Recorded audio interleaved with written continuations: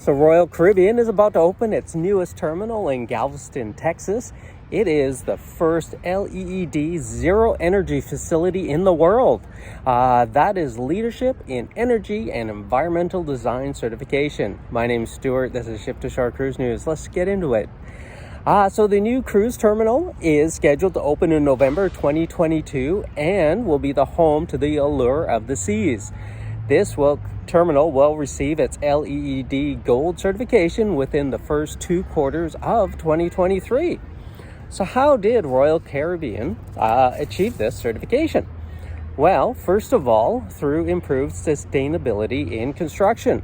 So during construction, they prioritized using materials that produce less carbon based on energy used and the transportation process. 75% of construction waste was diverted from landfills, and they also minimized interior sources of pollution through installing materials with low or zero volatile organic compound content and enhanced air filtration media, focusing on occupant thermal comfort and controllability. So I mentioned volatile organic compounds. So what are those? So those are the things in building materials that are responsible for odors and scents and perfumes and pollutants.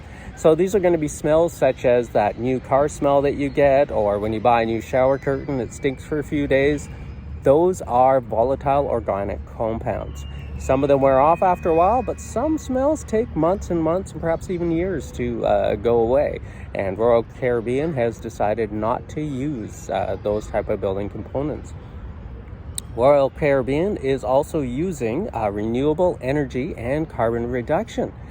This new terminal will rely on 30,000 square feet of on-site solar panels, which will enable the port energy to be self-sufficient, and any remaining energy not used by the terminal will be sent back to the local power grid.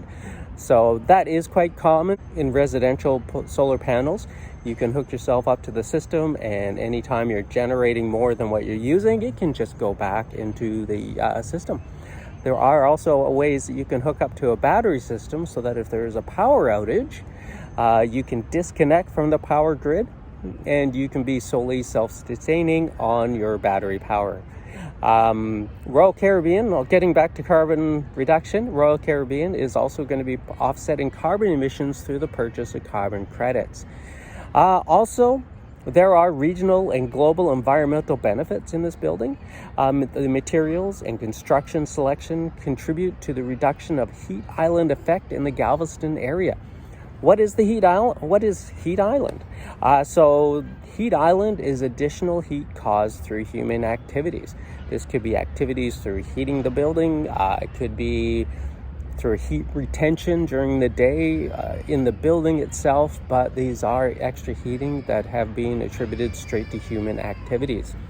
Royal Caribbean is also implementing strategies to reduce exterior lighting pollution, to keep the night skies dark for people at night. Also, they're going to be increasing community connectivity. This terminal will also offer bicycle facilities and EV charging station, promoting alternate methods of transportation for guests and staff. Hopefully, this will help reduce transportation-related carbon emissions. At this point in the video, I have to remind you, if you like this content, click the like button, maybe over here somewhere. If you want to hear more from me, click the subscribe button. Will be over here somewhere, hopefully right there. Let's get on.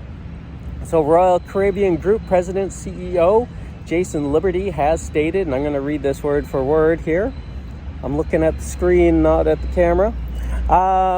We are focused on innovating across all aspects of our company, especially in our work in advanced sustainability in the communities we visit.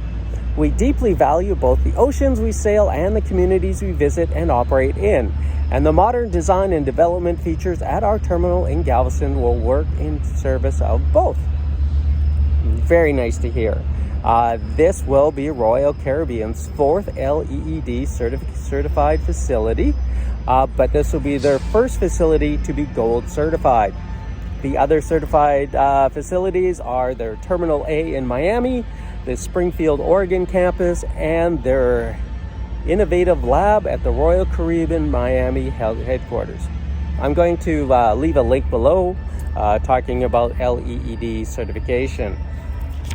So Royal Caribbean is taking a next step at being more environmentally friendly. I know it's difficult. A lot of the ships and a lot of the different cruise line fleets are using, well, not the best fuel sources, so to say.